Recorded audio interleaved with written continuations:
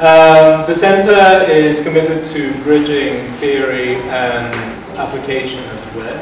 And of course, it doesn't define itself strictly in terms of law or normativity or even theory. So we're open to pretty much everything. We just invite people that we want to listen to, we think they're interesting, and then we just sit there and listen to them, and we don't care about what they present.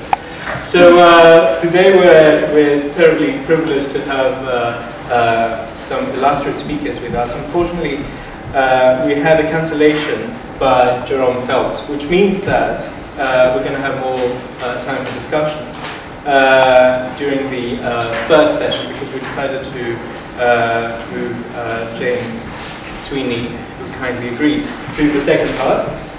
So for the first part, we're going to have Mark Sims, Helene Lambert, and Patricia Tuitt. And very briefly, a couple of things about speakers. Mark Sims joined the Garden Court Chambers in 2004, and before that he was working at the Refugee Legal Centre. He held numerous positions, one of them being also the head of the tribunal team, who was responsible for the national level legal strategy. And Mark's special, oh yes, these are for, not just for decoration, but also for sitting. Thank you so much. We love, this is our playroom apparently, and we have all these extremely high-tech, aggressive and rather ugly things behind you and everywhere. And another aggressive thing, just look at me now. Yes, thank you. So Mark specializes in all areas of immigration, asylum and human rights. And he undertakes advocacy at all levels, deals with work ranging from business, immigration and entry clearance, up to refugee and criminal deportation cases. So Helene Lambert, is that all right if we go in this order, if we keep the program order? Helene is a reader in law at the University of Westminster. She joined us recently from Brunel, and I hope she hasn't changed her mind. She was a protection officer at the United Nations High Commissioner for Refugees, and also she was a consultant to the Council of Europe since 1998. And in this capacity, she has advised various governments, such as Moldova, Ukraine, Serbia, Montenegro, on their draft asylum legislation.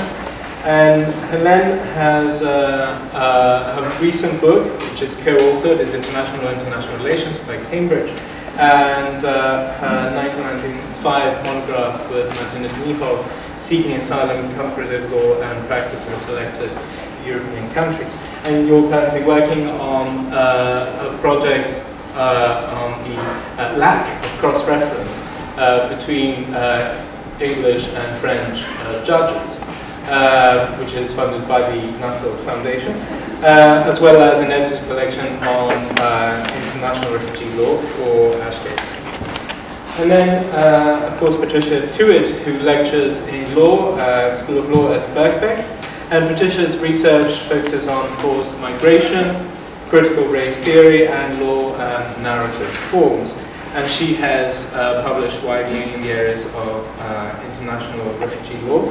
And her regularly quoted book, False Images, Law's Construction of the Refugee by Pluto Press in 1996, as well as the co-authored with Peter Fitzpatrick, co-editor, Critical Beings, Law, Nation, and the Global Subject by Ashgate.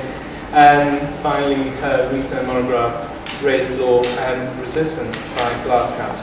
So I feel totally humbled by our wonderful speakers today. And I will, without further ado, carry on with the titles, which, of course, Mark Sims' title could contain the whole text and footnotes. Old Wine in a New Bottle, or A New Dimension Subsidiary Protection, Article 15C of the Refugee Qualification Directive, Protection for Civilians Fleeing International Armed Conflicts. So Mark, it's yours. Thanks very much. Thanks for that introduction, and I'm really delighted to be here today. So my theme for today is to have a fairly brief discussion of one dimension, of one of the most interesting recent developments in the law of international protection. And in particular, what I want to focus on is a provision of the Refugee Qualification Directive that entered direct effect, I think they call it, as of October 2006, and which has been brought into English law in any event by new immigration rules that came into force in the middle of October 2006. And the Article 15C is a particularly interesting clause, addresses the prospect of giving international protection to people who are fleeing armed conflicts, both an international and an internal dimension. The Refugee Qualification Directive, I should say, performs many other functions beyond that. I expect that this particular issue will be the thing to remember for internationally in the short term, but it has a much broader objective than simply filling that little protection gap, if that's what it's intended to do. Primarily, it sets down, I think, probably three broad objectives in terms of its subject area. Firstly, it tries to harmonise the approach to the refugee definition across European community member states, something which has been shown historically to be of tremendous importance, given the dangers otherwise of people moving between countries. Not so long ago, I was involved in cases where the British judges wouldn't let anyone be returned to France or Germany because it was saying the approach to the evaluation of asylum claims involving civil war was unlawful in those countries. So there's obviously advantages in Europe presenting a common front in terms of the reception of asylum seekers. So a common approach to refugee status is one issue.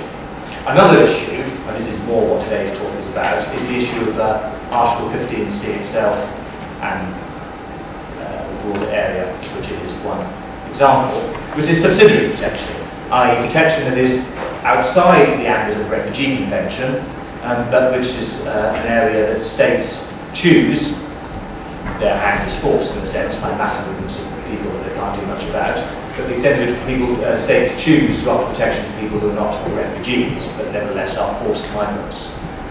And finally, what the Qualification Directive does is it actually sets out rights for those who fall within both categories, both refugees and beneficiaries of subsidiary protection.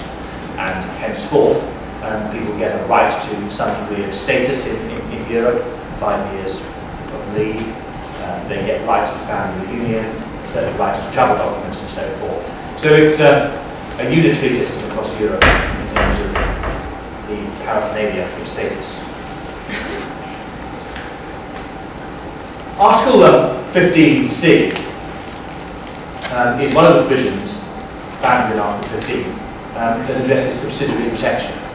Elsewhere in the directive, it sets out who is a refugee, and there's nothing heretical in those provisions.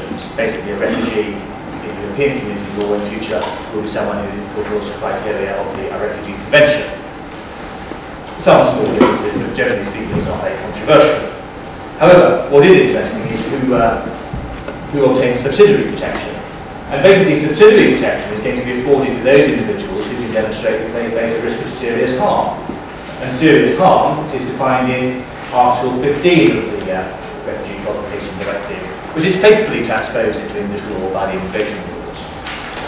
If any of you who have the fortune to be able to see my handout, it's at the bottom of page 2.